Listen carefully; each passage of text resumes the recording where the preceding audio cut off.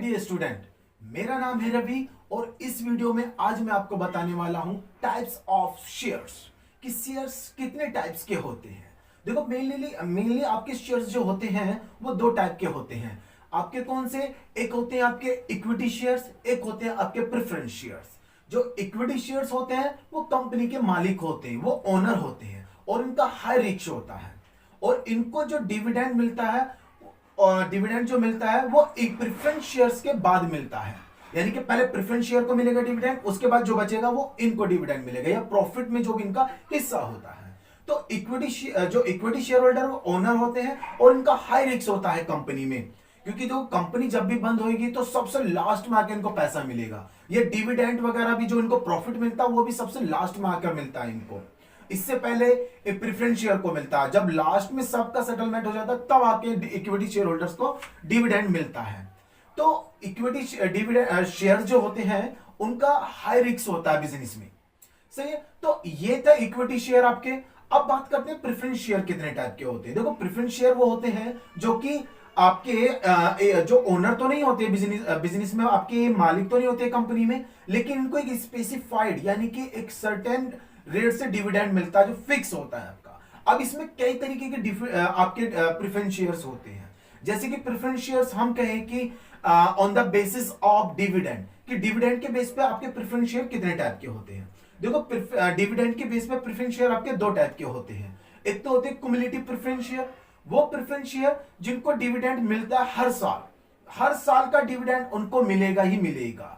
जैसे कि अगर किसी साल जो क्युमुलेटिव प्रेफरेंस शेयर होल्डर हैं उनको डिविडेंड नहीं दिया गया तो अगली साल जो डिविडेंड जब दिया जाएगा उन्हें, तो पिछली साल का प्लस उस साल का दोनों का मिलाकर तब उनको डिविडेंड दिया जाएगा। यानी कि जो उनका डिविडेंड है कभी भी आपका आउटस्टैंडिंग नहीं रहता, यानी कि कभी भी कंपनी इनको ये नहीं कह सकती आपको पिछली साल का डिविडेंड नहीं मिलेगा या उससे पिछली साल का नहीं मिलेगा, इस साल का नहीं मिलेगा।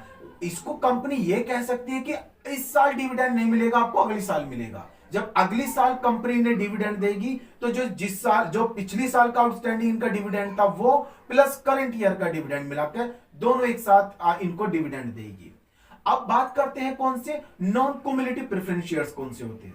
जो नॉन क्युमुलेटिव प्रेफरेंस शेयर होते हैं इनके अपोजिट होते हैं क्युमुलेटिव के, मतलब कि इन प्रेफरेंस शेयर होल्डर को डिविडेंड मिलेगा लेकिन जिस साल कंपनी को प्रॉफिट होगा उस साल मिलेगा। यानी कि जो इनका आउटस्टैंडिंग डिविडेंड रह जाता है पिछली साल, कुछ जैसे कि किसी साल कंपनी ने डिविडेंड नहीं दिया, वो आउटस्टैंडिंग रह गया, तो कंपनी उस डिविडेंड को नहीं देती इन्हें, जो करंट ईयर का है वही डिविडेंड इनको देती है।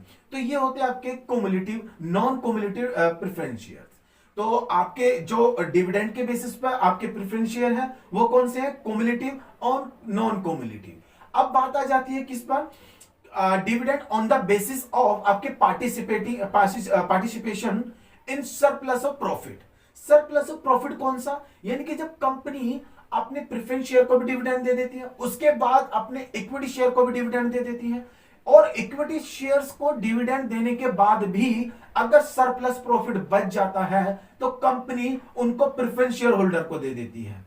अब कौन से होते हैं ये? तो इस कैटेगरी में आपके जो होते हैं on the basis of participation in surplus profit में आपके दो तरीके के होते हैं। इसमें भी आपके प्रेफरेंस शेयर्स एक तो होते हैं आपके कौन से पार्टिसिपेटिंग प्रेफरेंस शेयर्स।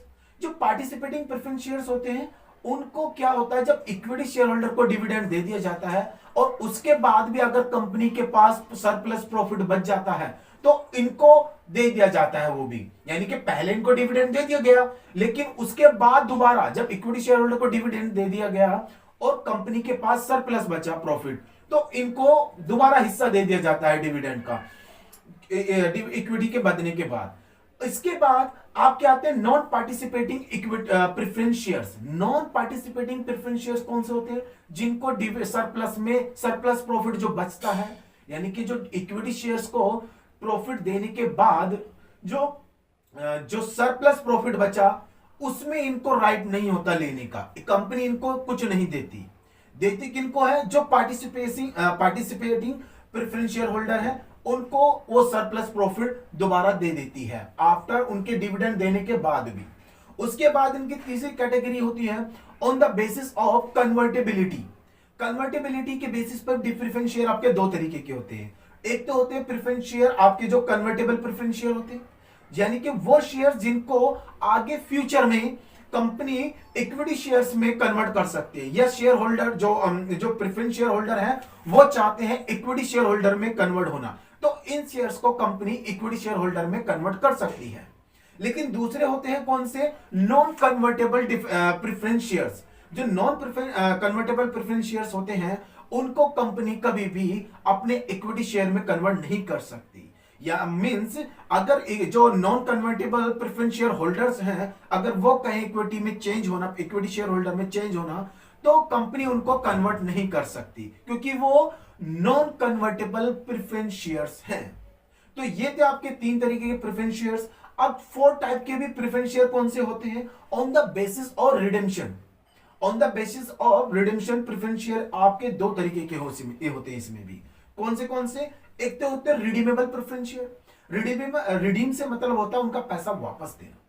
तो रिडीमेबल जो प्रेफरेंस शेयर होते हैं उनको कंपनी क्या करती है, उनका पैसा जब भी अपने life during the life company कभी भी उनका पेमेंट उनको रिडीम कर सकती है या उनका पेमेंट वापस दे सकती है। कभी वो अपना पेमेंट मांगे तो कंपनी उनको पैसा वापस दे सकती है उनकी शेयर कैपिटल का। कौन से होते हैं ये, आपके रिडीमेबल प्रेफरेंस शेयर्स होते हैं जिनको कंपनी अपनी ड्यूरिंग द लाइफ कंपनी आप उनका पैसा वापस दे देती है।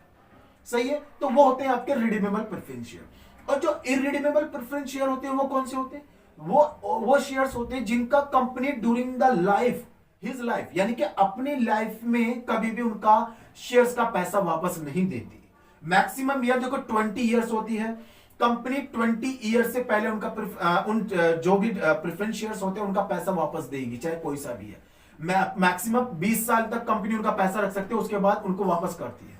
तो बात कर रहे थे हम किसकी, जो इरिडीमेबल प्रेफरेंस शेयर्स होते हैं। इरिडीमेबल प्रेफरेंस शेयर को कंपनी कभी भी अपनी लाइफ में पैसा नहीं देती, जब कंपनी बंद होएगी तब इनका पैसा वापस दिया जाएगा, जो इनकी शेयर कैपिटल थी वो इनको वापस दी जाएगी।